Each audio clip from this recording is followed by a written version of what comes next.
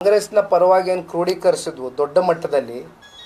ಬಹುಶಃ ಇವತ್ತೇನು ಈ ಒಂದು ಅಂತರ ನಾವು ನೋಡ್ತಾ ಇದ್ದೇವೆ. ನಾವು 87,000, ಅವರು ಎಷ್ಟು 1,10,000, 11,000, 12,000 ಏನು ಪಡೆದುಕೊಂಡಿದ್ದಾರೆ. ಬಹುಶಃ ಅದೇ ಒಂದು ಸಮುದಾಯದ ಮತದಾರರು ನಾವು ಎಷ್ಟೇ ಅವ್ರ ಪರವಾಗಿ ಈ ಪಕ್ಷ ಸ್ಥಾಪನೆ ಆದಾಗಿಂದನೂ ಅವರ ಜೊತೆಯಲ್ಲಿ ಅನೇಕ ಸಂದರ್ಭದಲ್ಲಿ ನಿಂತಿದ್ದೇವೆ. ರಿಸರ್ವೇಷನ್ಗಳನ್ನ ಕೊಟ್ಟಿರ್ತಕ್ಕಂಥ ಉದಾಹರಣೆಗಳಿದೆ, ಸಾಕಷ್ಟು ವಿಷಯಗಳಿದೆ. ಆದರೆ ಇವೆಲ್ಲವನ್ನು ಇವತ್ತು ಅವರು ತೆಗೆದಾಕಿ ನಮಗೆ ಯಾವುದೇ ರೀತಿ ಸ್ಪಂದನೆಯನ್ನು ಕೊಟ್ಟಿಲ್ಲ.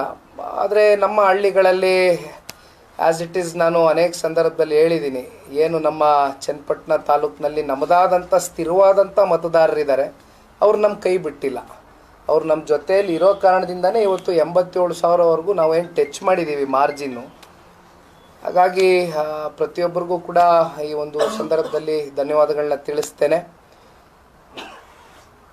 ಎದೆಗುಂತಕ್ಕಂಥ ಪ್ರಶ್ನೆ ಇಲ್ಲ.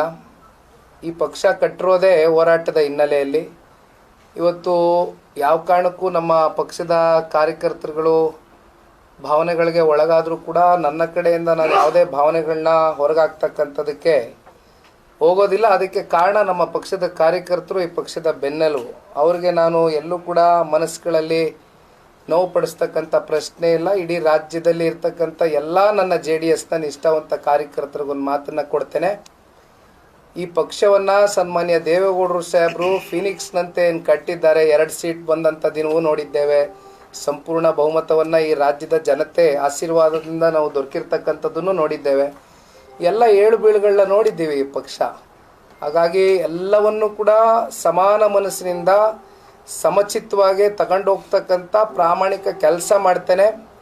ವಯಸ್ಸು ಚಿಕ್ಕದಿದೆ, ಜೊತೆಯಲ್ಲಿ ಇವತ್ತು ನಾನು ಸಾರ್ವಜನಿಕ ಬದುಕಿಗೆ ಬಂದಿರತಕ್ಕಂಥದ್ದು. ಏನೋ ನಮ್ಮ ತಂದೆ ನಮ್ಮ ತಾತ ರಾಜಕಾರಣ ಮಾಡ್ಕೊಂಡು ಬಂದಿದ್ದಾರೆ, ನಾನು ಸುಮ್ಮನೆ ಅವರ ಹೆಸರಲ್ಲಿ ರಾಜಕಾರಣ ಮಾಡ್ಕೊಂಡು ಹೋಗ್ಬೇಕು ಅಂತಕ್ಕಂಥದ್ದು ಒಂದೇ ಪ್ರಶ್ನೆ ಅಲ್ಲ.